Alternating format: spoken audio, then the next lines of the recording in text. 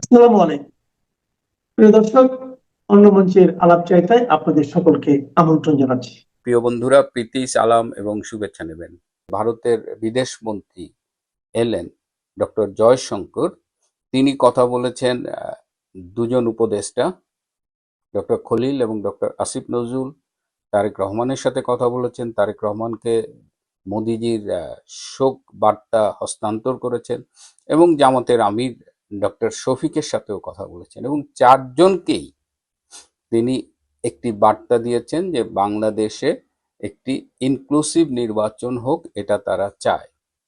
এবং তারপরেই আমরা দেখলাম যে গতকাল জামাতের আমির ডক্টর শফিক তারেক রহমানের সাথে মিটিং করেছে।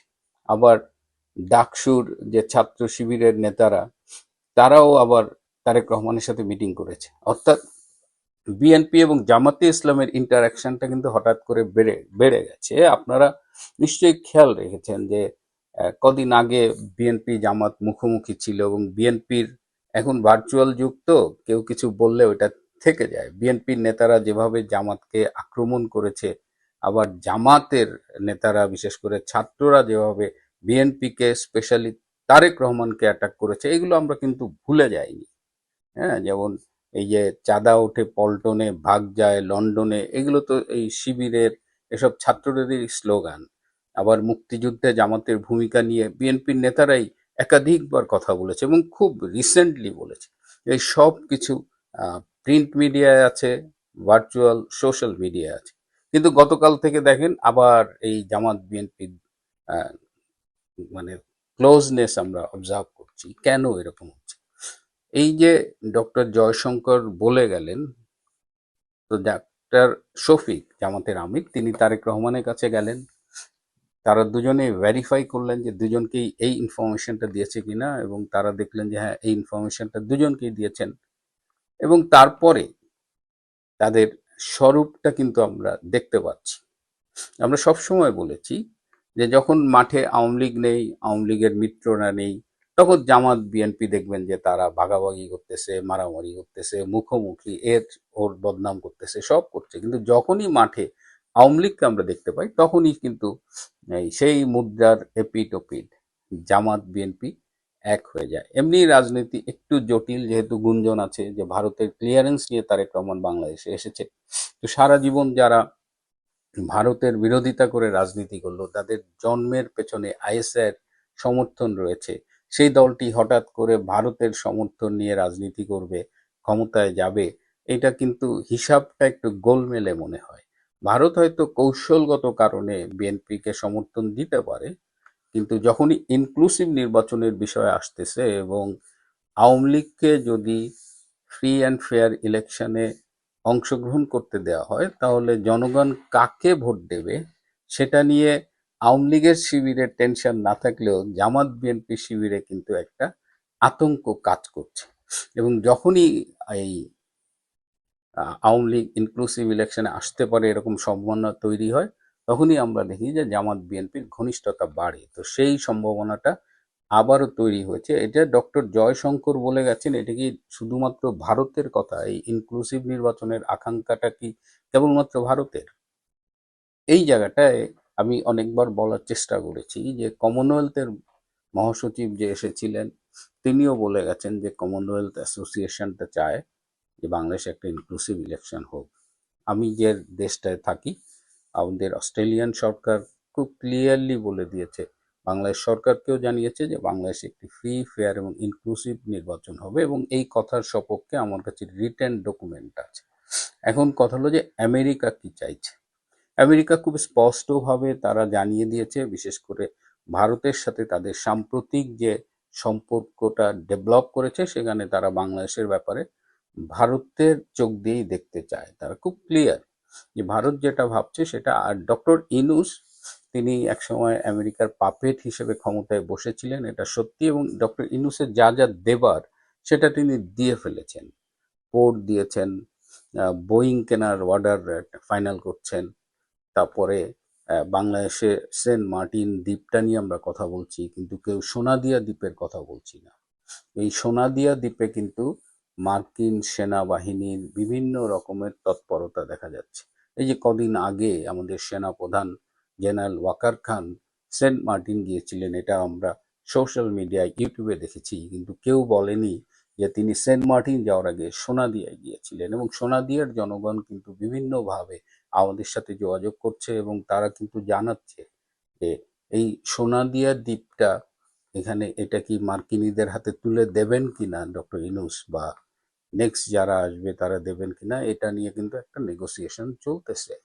সো ডক্টর ইউনূসের এখন যেটা তার কাছে প্রত্যাশা, বিদেশের মোটামুটি সবাই, এই দু একটা দেশ ছাড়া, ধরেন পাকিস্তানের মতো দু একটা অনুল্লেখ্য এবং গুরুত্বহীন দেশ ছাড়া সবাই চাইছে যে বাংলাদেশে একটা ইনক্লুসিভ ইলেকশন হোক। এবং আমি আমার ব্যক্তিগত একটা সূত্রের মাধ্যমে আমেরিকার একজন কূটনীতিকের সাথে যোগাযোগ করলাম, যিনি বাংলাদেশের সম্পর্কে একদম রেগুলার আপডেট তার কাছে থাকে। তিনি আমাকে আজকে সকালবেলা একদম, মানে আজকে প্রথম ফোনটা এসেছে, তো তাকে আমি জানতে চেয়েছিলাম যে একটু খোঁজ নেন তো যে বাংলাদেশে আসলে আমেরিকার অবস্থানটা কি। তো তিনি আজকে আমাকে ফোন করে জানিয়েছেন যে আমেরিকাও চায় ভারতের মতোই, তিনি এভাবে বলেছেন যে ভারত যেহেতু ইনক্লুসিভ ইলেকশনের কথা বলেছে, ভারত কিন্তু এটা আমেরিকার সাথে আলোচনা করেই তারা এই স্ট্যান্ডটা বাংলাদেশে জানিয়েছে। সুতরাং আমরা যদি মনে করি যে এটা ভারতের স্ট্যান্ড, যেমন আমাদের পররাষ্ট্র উপদেষ্টা একসময় বলেছিলেন যে আমাদের দেশে নির্বাচন কেমন হবে এটা নিয়ে ভারতের মাথা ব্যথা কেন, ভারত কেন বলবে, who is India to guide আস। কিন্তু বিষয়টা ইটস নট অনলি ইন্ডিয়া, তারা আমেরিকার সাথে আলোচনা করেই এই বাংলাদেশে একটা ইনক্লুসিভ ইলেকশনের প্রত্যাশা করে।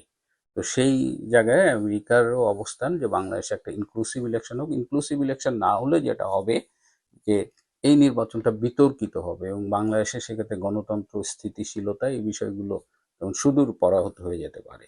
তো আমি জিজ্ঞেস করেছিলাম যে ডক্টর ইউনূস কি এই ইনক্লুসিভ ইলেকশন দেবে, বলে যে হি হ্যাজ নো চয়েস, তাকে বলা হবে। এবং এই সবাই ধারণা করছে যে আমেরিকার যে নতুন রাষ্ট্রদূত আসবেন, তিনি আসবেন সম্ভবত 11ই জানুয়ারি, এবং তিনি এলে বাংলাদেশের নির্বাচন নিয়ে একটা নতুন করে চিন্তা ভাবনা হবে এবং তিনি সম্ভবত সব পার্টির প্রতিনিধির সাথে বসবেন।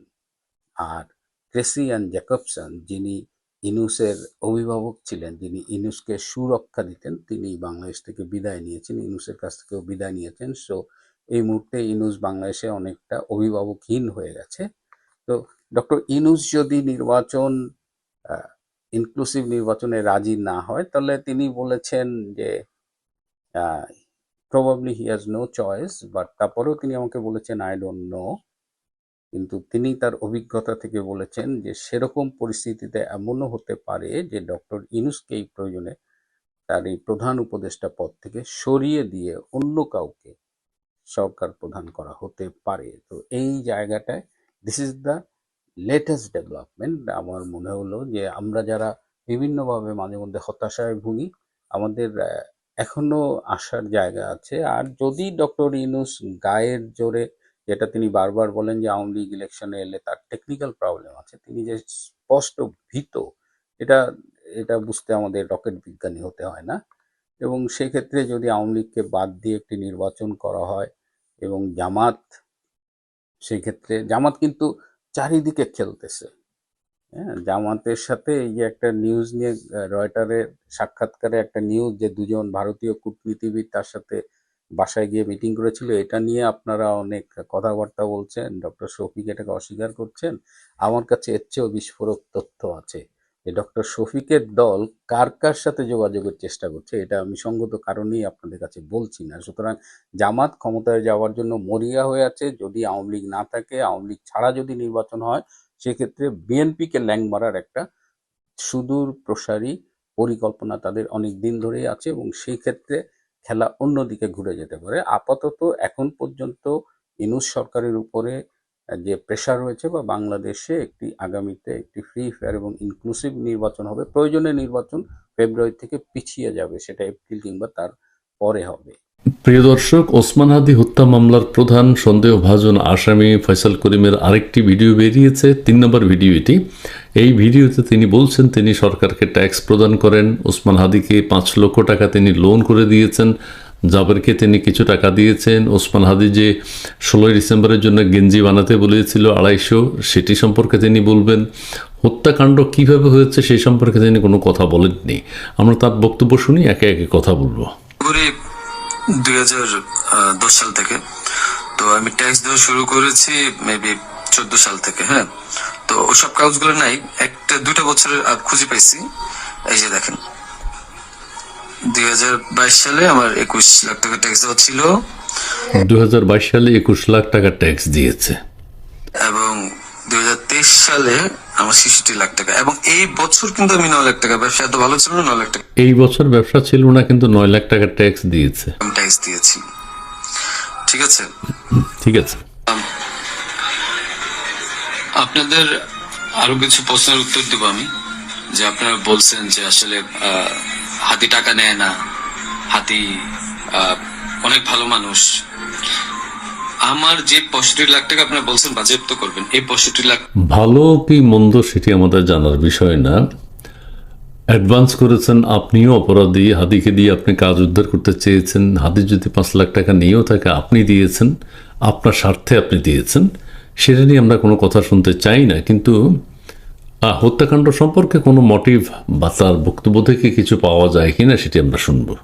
থেকে আমার 2টা আইটি কোম্পানি থেকে আমাকে দেওয়া হয়েছে, এবং এটা পে অর্ডারের মাধ্যমে দেওয়া হয়েছে। আপনারা এগুলা আপনাদের যেই সিআইডি আছে তাদেরকে বলেন খুঁজে বের করতে। এটা আমার কামাই করা টাকা, তাদের সাথে আমার ব্যবসায়িক ডিল ছিল, বিধায় এই টাকা তারা আমাদেরকে দিছে। সরকার তার 65 লাখ টাকা বাজেয়াপ্ত করতে চাচ্ছে। সে বলছে যে এটা তার ব্যবসায়িক টাকা, জেনুইন টাকা। এই 65 লাখ টাকা তিনি তার স্ত্রীর নামে সন্তানের জন্য এফডিআর করেছেন, এবং সেই এফডিআর এর এগেনস্টে তিনি 5 লক্ষ টাকা লোন নিয়ে হাদিকে দিয়েছেন। দিছে। আর এখন ওই টাকাটা আমি এফডিআর করে দিয়েছিলাম আমার বাবুর জন্য, আমার ওয়াইফের নামে। ওই টাকাটা আপনারা বাজেয়াপ্ত করতে যাচ্ছেন, করেন, সমস্যা নাই। হাদিকে আমি 5 লাখ টাকা দিয়েছি, তার প্রমাণ হচ্ছে হাদি যখন আমার কাছে টাকা চায়, ঠিক এই টাকার উপরে আমি 5 লাখ টাকা লোন নিয়েছি ব্যাংক থেকে। আমার কাছে যদি ভাই 127 কোটি 218 কোটি টাকা থাকতো, তাহলে আমি কি লোন নিতে যেতাম? গোয়েন্দা তথ্য অনুযায়ী তার ব্যাংকে যে কোটি কোটি টাকার কথা বলে এটি তিনি অস্বীকার করছেন। তার মানে এত টাকা তার কাছে নেই। আমাকে খুব মিথ্যাভাবে ফাঁসানো হয়েছে। আমি বলছি জড়িত না, বাবা মা জড়িত না। ওখানে মিথ্যাভাবে ফাঁসানো হয়েছে, এটা কিভাবে বুঝবো? তিনি সারজাতে কেন চলে গেলেন, দেশ ত্যাগ করলেন কেন? তবে মবের ভয়ে সে বলতে চাচ্ছে। তবে হত্যাকাণ্ডের সাথে একেবারে জড়িত না হলে মোটরসাইকেলে কে ছিল, কে মোটরসাইকেল থেকে গুলি করেছে, সেই বিষয়ে কিন্তু তিনি কোনো কথা বলেন নাই। এখানে কিন্তু সন্দেহ দেখা দেয়, কিন্তু তিনি বলছেন যে তিনি হত্যাকাণ্ডের সাথে জড়িত না। আপনি এনআরবিসিতে খবর নিবেন আপনারা যে আমি 5 লাখ টাকা লোন নিয়েছি, এবং লোন নিয়ে এই টাকা আমি হাদিকে দিয়েছি। কারণ সে আমাকে বলছিল 5 লাখ টাকার বিষয়টা গত ভিডিওতে বলেছে, এই ভিডিওতেও বলছে যে ইসের ছাড়া, মানে অ্যাডভান্স ছাড়া সে কাজ করতে পারবে না। আরেকটা কথা, আপনারা বলতেছেন যে জাবের এত ভালো মানুষ, খুব ভালো মানুষ, মহৎ মানুষ। জাবের হচ্ছে ইনকিলাব মঞ্চের সেকেন্ড ম্যান। তারা টাকা নেয় না। জাবেরকে জিজ্ঞাসা করবেন, জাবেরকে ধরে এনে জিজ্ঞাসা করবেন যে এই গেঞ্জি বানায় দেওয়ার জন্য, 250 গেঞ্জি বানানোর জন্য কাকে বারবার ফোন দিছে, কার কাছে বারবার টাকা চাইছে। আমি ফয়সাল, আমার কাছে বারবার টাকা চাইছে ওরা। আর তাদেরকে, জাবেরকে আমি প্রথম 10,000 না 5,000 টাকা দিচ্ছি, সে বলছে ভাই হাদিয়া দিছে, যে নেন ফয়সাল ভাই। এত সৎ লোক আপনারা। জাবের সেকেন্ড ম্যান সম্পর্কে সে কিছু কথা বলছে। 16 ডিসেম্বর হবে, 16 ডিসেম্বর উপলক্ষে, বিজয় দিবস উপলক্ষে 250 গেঞ্জি বানানোর কথা তাকে বলেছে। জাবেরও জানে, হাদিও জানে। জাবেরকে মনে 5-10 হাজার টাকা দিয়েছে, সেটাও তিনি বলছেন। এখন বলছেন জাবেরকে জিজ্ঞাসাবাদ করা হলে অনেক কিছু জানা যাবে। আমাকে যে মিথ্যায় ফাঁসাচ্ছেন, আমি গেছি ভাই কাজের জন্য, বানাই দিচ্ছেন খুনি। আচ্ছা, গেছে কাজের জন্য, বানাই দিচ্ছেন খুনি। এখন ওই মোটরসাইকেলে কে ছিল, আমরা যে সিসিটিভি ফুটেজ দেখি সেইটার ব্যাপারে কিন্তু কিছু বলে নাই। এখানে কিন্তু একটু সন্দেহ দেখা দিচ্ছে। আর আপনারা বলতেছেন যে তোমার বাবা মা বলছে, তোমার মা বলছে, তোমার বোন বলছে, তোমার বউ বলছে, তোমার উমুক এক মাইয়ারা বানায় দিলেন আমার বান্ধবী, যে উমুকে বলছে, যে সবাই এখানে বলতে চাচ্ছে তার বাবা মাকে যে গ্রেফতার করা হয়েছে, তাদের রিমান্ড চাওয়া হয়েছে, তারা বলছে যে সে কোনের সাথে জড়িত, যে আমার বাবা মা বলছে ভয়ে, আতঙ্কে, এটা বলতে চাচ্ছে। তাদেরকে চাপ দিয়ে স্বীকারোক্তিমূলক জবানবন্দি আদায় করা হচ্ছে, যে এই বাসায় ছিল, সন্দেহ করা হচ্ছে, নানান কথা সে বলেছে। বলছে যে তুমি এগুলোর সাথে জড়িত। হ্যাঁ, আমি পাগল তো, যে আমি মানুষ মার্ডার করে আমি আমার বাসায় যাব, আমি মানুষ মার্ডার করে আমি আমার বাসায় যাব যেন 14 গোষ্ঠী ধরতে পারে। মানে আমি এত বড় বোকা, এত বড় পাগল? হ্যাঁ, সেই বলতে চাচ্ছে পুলিশের তদন্তে যেটা বেরিয়ে এসছে যে হত্যাকাণ্ডের পরে সে তার বোনের বাসায় গিয়েছে, বাবার সাথে দেখা করেছে, বা কি কি বেরিয়েছে না, এই বলতে চাচ্ছে আমি কি এত পাগল যে আমি হত্যাকাণ্ড শেষ করে বাবার বাসায় যাব, বোনের বাসায় যাব? এত পাগল আমি? হত্যাকাণ্ড যদি ঘটিয়ে থাকে কেউ, বা সেও যদি ঘটিয়ে থাকে, সে ওই স্পট থেকে অন্য কোথাও চলে যাবে, বোনের বাসায় যাবে? এই পাগলামি সে করতে পারে? সে বোনের বাসায় গেছে, সে বলছে যে হত্যাকাণ্ড সম্পর্কে আমি জানি না। এখন ঠিক আছে, জানি না, সন্দেহভাজন। এখন সন্দেহ করা হচ্ছে তোমাকে। তুমি বলো তাহলে মোটরসাইকেলের ছবিটা কার? সিসিটিভির ফুটেজের। মানে এটা তো মানুষের কমন সেন্স। আমি কেন বাসায় যাব? আমি একটা মানুষের মার্ডার করছি, আমি তো সোজা এক্সিট নিব, আমি কেন বাসায় যাব? এ বলতে চাচ্ছে কেউ যদি কাউকে মার্ডার করে সে কি আবার বাসায় যাবে, অবস্থান করবে যে পুলিশ এসে তাকে ধরে নিয়ে যাক? কেউ কাউকে খুন করলে ওই স্পট থেকে তো অন্য কোথাও এক্সিট করবে, চলে যাবে। তারপরে যে আপনারা বলতেছেন যে আমার আমার মা বলছে, বাবা বলছে। আরে ভাই, আমি জেলখানায় খবর নিছি তাদের ওখানে যাওয়ার পর। আমি আমার আত্মীয় স্বজন থেকে জেলখানায় খবর নিছি যে আসলে কি হয়েছে। আমার ওয়াইফ বলছে, আমার আমার বাবা মা সেম একই কথা বলছে, যে তাদেরকে বলা হয়েছে বারবার যে রিমান্ডে যদি 164 না দেন তাহলে আমরা আবার আপনাদেরকে রিমান্ডে আনবো এবং তখন কিন্তু আমরা টর্চার করবো। তাহলে কি তার বাবা মা থেকে এখন স্বীকারোক্তিমূলক জবানবন্দি নিয়ে নিচ্ছে। যদি 164-এ জবানবন্দি না দেয় তাহলে কিন্তু টর্চার করবে, এই কথাটা সে বলছে। সে তার আত্মীয় স্বজনের কাছ থেকে খবর নিয়েছে তার বাবা মার উপর কীভাবে নির্যাতন চলছে, তাদেরকে কিভাবে চাপ দেওয়া হচ্ছে, যে আপনারা বলেন আপনার ছেলে খুন করছে। এই বলছে যে খুন করার পর আমি আমার বাবা মার সাথে দেখা করা, বোনের সাথে দেখা করার প্রশ্নই ওঠে না। একজন খুনি এভাবে ঠান্ডা মাথায় দেখা করতে যেতে পারে, এটা তার প্রশ্ন। কিন্তু এখন আমাদের প্রশ্ন হচ্ছে সিসিটিভির ফুটেজে আমরা কাকে দেখেছি, কার জুতার সাথে তার মিল, সেই সম্পর্কে তিনি কিছু বলেননি। বারবার যারা জীবনে কোনোদিন প্রথম জেলখানায় গেছে, কি মানে এগুলো কি আপনারা কি পাইছেন? যে আমি মার্ডার করছি, প্রমাণ কোথায় আপনাদের কাছে যে আমি ওকে মার্ডার করছি? আপনারা কালচারকে ধরেন, সে আমাকে কেন সেফ এক্সিটের ব্যবস্থা করে দিচ্ছে? আচ্ছা, কাউসার হচ্ছে র্যাবের একটা সোর্স। ভিডিওর শুরুর দিকে বলেছেন কাউসার মোল্লা। এই বলতে চাচ্ছে কাউসারকে আপনারা ধরেন। ও কাউসার একে কিন্তু বিদেশ পাঠিয়ে দিয়েছে। যে কাউসার আমাকে কেন বিদেশ পাঠালো, কাউসারকে ধরেন। র্যাবের একজনের নামও বলেছে তুষার সম্ভবত। তাদেরকে ধরেন, তারা কেন আমার বিদেশ পাঠাতে সহায়তা করলো, তারা এটার সাথে কিভাবে জড়িত, এখন সেটা গোয়েন্দা তথ্য গোয়েন্দারা বের করবেন। এই কিন্তু তাদের নাম বলে দিয়েছে। এখন তারা কে সেটি পুলিশ বের করবে। সে কেন বারবার আমাকে হেল্প করছে, কেন আমার সাথে হাতের সাথে পরিচয় করে দিচ্ছে? হি নোজ ওই লোকটাই তাকে হাদির সাথে পরিচয় করিয়ে দিয়েছে, এভরিথিং। কাউসার মোল্লা। তারপরে যে ব্যাড ট্যাক্স, টাকা, একটা প্রমাণ দেখান তো কোথা থেকে টাকা ঢুকছে? আরে ভাই, আমার কামানো 65 লাখ টাকা আপনার বাজেয়াপ্ত করে দিচ্ছেন। কেউ আমাকে টাকা দিছে? আমি ব্যবসা করে খাওয়াচ্ছি। আপনারা বারবার আমি বলতেছি আপনাদেরকে যে এখানের সাথে আমি জড়িত না। একটা পর একটা মিথ্যা ব্লেম দিচ্ছেন, কমেন্টের পর কমেন্ট গালাগালি করতেছেন, যা মন চাই করতেছেন। আরে ভাই, আপনাদের বাপ মায়ের দৌলত আপনার বাপ মা কি বলবে? হ্যাঁ, কিছুটা ক্ষুব্ধ সে এখানে, কিন্তু মোটরসাইকেলের ব্যাপারটা ক্লিয়ার করলে আমরা আলোচনা করতে সুবিধা হতো, আইন শৃঙ্খলা বাহিনীর সুবিধা হতো। ওই যে কাউসার মোল্লাকে গ্রেফতার করলে না, কাউসার মোল্লাই তাকে সারজাতে পাঠিয়ে দিয়েছে। আপনাকে জিজ্ঞাসা করেন যে গেঞ্জি কার কাছ থেকে বাঁধতে, পতাকা কার কাছ থেকে বাঁধতে চাইছে, জিজ্ঞাসা করেন। জাবেরের কথা বলছে, জাবেরকে জিজ্ঞাসাবাদ করার জন্য। এই খুনির বিচার হবে। আমাকে ফাঁসানোর চেষ্টা করছেন, করেন, কি করবেন? শাস্তি দিবেন, দেন। বাপ মাকে, তারা তো কিছু করে নাই। তুমি নির্দোষ হলে তো শাস্তি দিবে না, বা প্রমাণ যদি হয় নিজেকে প্রুফ করতে হবে। এখন সেই যদি, আমি জানি না এটার কি হবে, পুলিশ সব জানে। কোথা থেকে পিস্তল উদ্ধার করছেন, আমার শালককে ফাঁসায় নিয়ে গেছে, কোথা থেকে পিস্তল উদ্ধার করে নিয়ে আসছে, না যা মন চায় পুকুর থেকে পিস্তল উদ্ধার করে নিয়ে আসছে, মানে এগুলা কি ফাইজলামি? হ্যাঁ, আমার বোনের বাসায় পিস্তল পাইছেন, গুলি পাইছেন? বোনের বাসা থেকে যে পিস্তল উদ্ধার করছে সে বলছে যে এটা একটা ফাইজলামি, যে কিভাবে ওখানে পিস্তল পায়, কোত্থেকে পিস্তল নিয়ে আসছে, কোথায় পিস্তল। গুলি পিস্তল আপনারা বলতেছেন বারবার যে তার বাসায় চিপ আরে ভাই, আমি ওই জায়গার মধ্যে মোবাইল ফালাই দিছিল, ওই জায়গায় আমার মোবাইল ফালাইছে, ওই মোবাইল দেখছি ওইটা ভাঙছে গুলি পিস্তলের জায়গা না। বাসা থেকে কারো কাছ থেকে পাইছেন, কারো বডি রিকভারি পাইছেন আপনারা?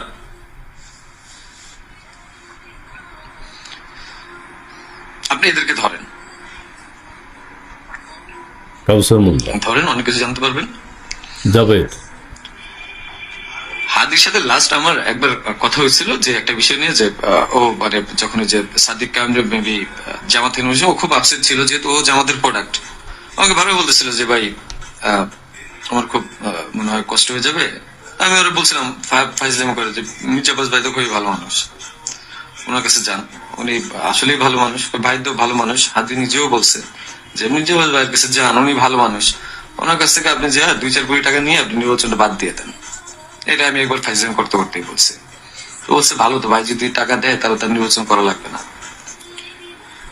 তো মজা করতে করতে ওরা বলছে যে মির্জা আব্বাস হাদির মুখে সাহেবের শুনে আমি থেকে মির্জাবাজের 2-4 কোটি টাকা নিয়ে নির্বাচন থেকে আপনি অফ যান, 2-4 কোটি টাকা নিয়ে নেন, এটা মজা করতে করতে বলেছেন। যে ভালো লোক মানুষ, মির্জা আব্বাসের মতো লোক এই কাজ করতে পারে না, যারা করতে পারে তাদেরকে জিজ্ঞাসা করেন। মির্জা আব্বাস সাহেবের কথা বারবার উঠে, যে মির্জা আব্বাস সাহেব যেহেতু তার প্রতিদ্বন্দ্বী তিনি খুন করিয়েছেন কিনা, এ বলছে যে না, এটা প্রশ্নই আসে না। ইসলামের একটা সীমা থাকা উচিত। জামাত শিবিরকে ধরেন,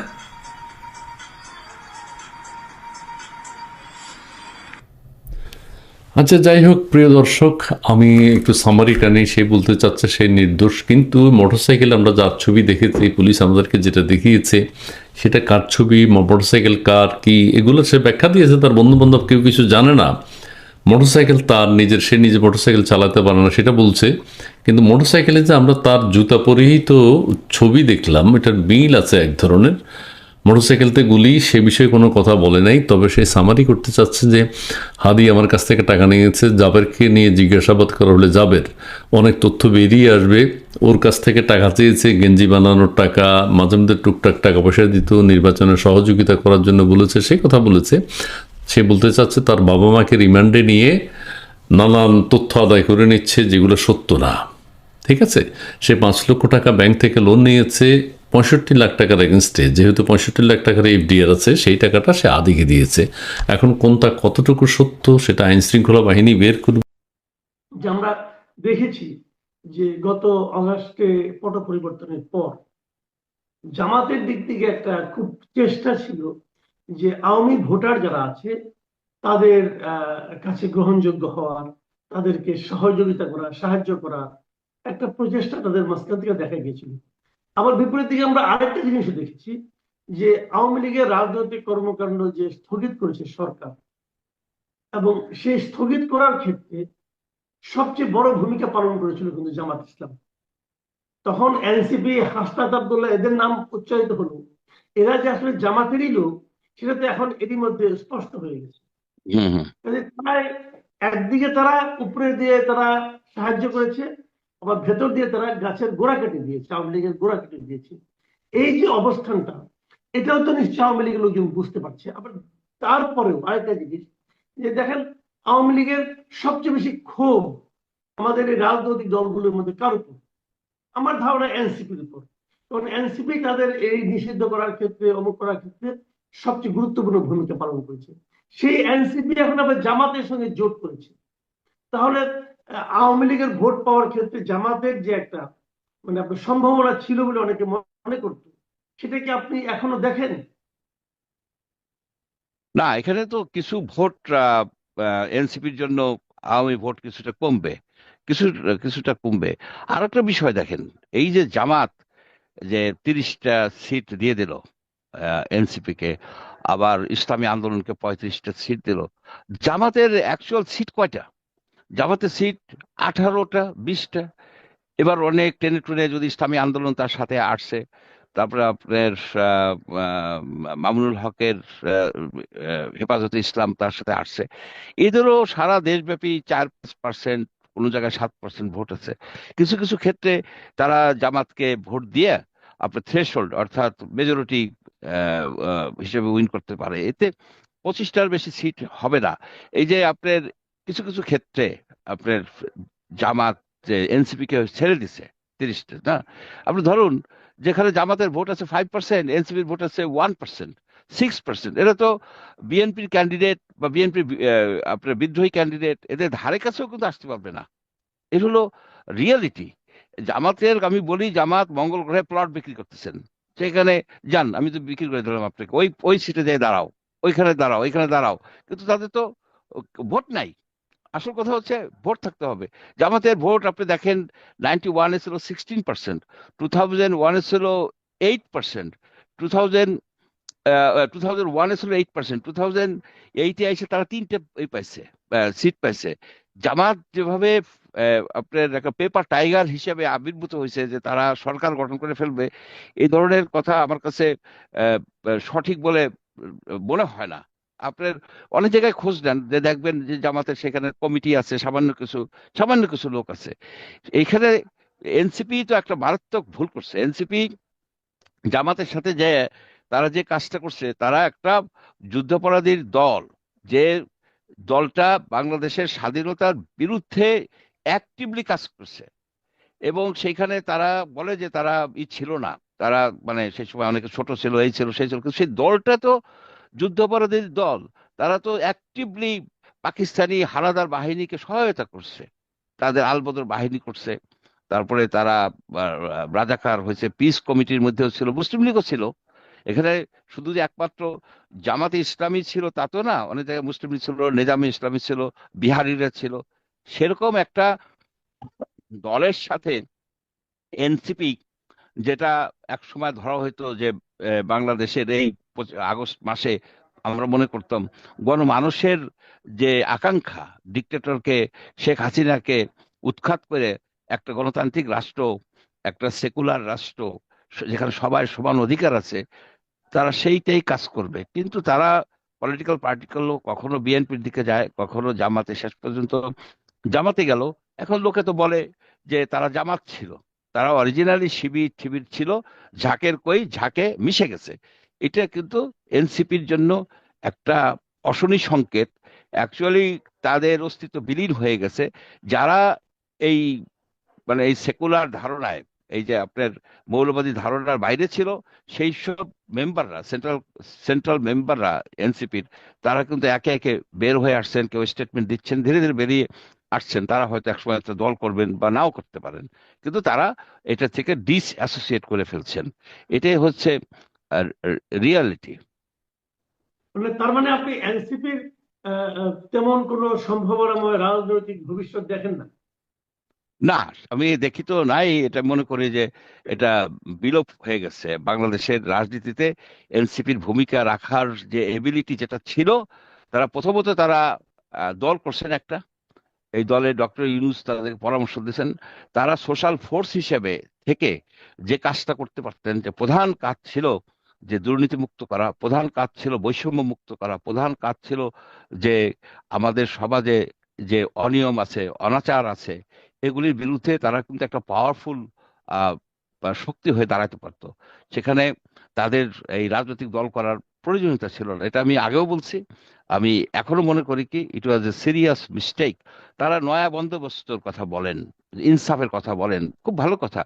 নয়া বন্দোবস্ত কি এই যে ভোটের সিট ভাগাভাগি করা? এই ভাগাভাগি তো শেখ হাসিনা করছে। শেখ হাসিনা তার যে দলীয়, তার যে 14 দলের এর সাথে মিলেমিশা এই সিট তাকে দিলাম, ওই সিট ওনাকে দিলাম, এই সিট, আমরা তো এটা দেখছি। ঠিক শেখ হাসিনার আদলেই কিন্তু এই এই সিট ভাগাভাগি হচ্ছে। বিএনপিও ভাগাভাগি করতেছে। এই যে ট্র্যাডিশন থেকে বেরিয়ে আসা উচিত ছিল, পরিবারতান্ত্রিক রাজনীতি থেকে বেরিয়ে আসা উচিত ছিল, যেটা যেটা এই ছিল এনসিপির, কিন্তু সেরকম একটা প্রতিশ্রুতি ছিল জনগণের সাথে যে পরিবারতান্ত্রিক রাজনীতি থেকে তারা বেরিয়ে আসবে। তারা এই ধর্মভিত্তিক রাজনীতির কথা তো তারা কখনো বলে নাই। তাদের সকল কর্মকাণ্ড ছিল একটা ইনসাফ, সোশ্যাল জাস্টিস প্রতিষ্ঠা করা। সেই জন্যই কিন্তু সকল লোক কিন্তু তাদেরকে, জনগণ কিন্তু তাদেরকে সাপোর্ট দিয়েছিল। কিন্তু এখন আমরা কি দেখলাম? আমরা কিন্তু হতাশ অ্যাকচুয়ালি। জি, আমরা আলোচনা শেষ পর্যায়ে চলে এসেছি। আমি শেষ অন্য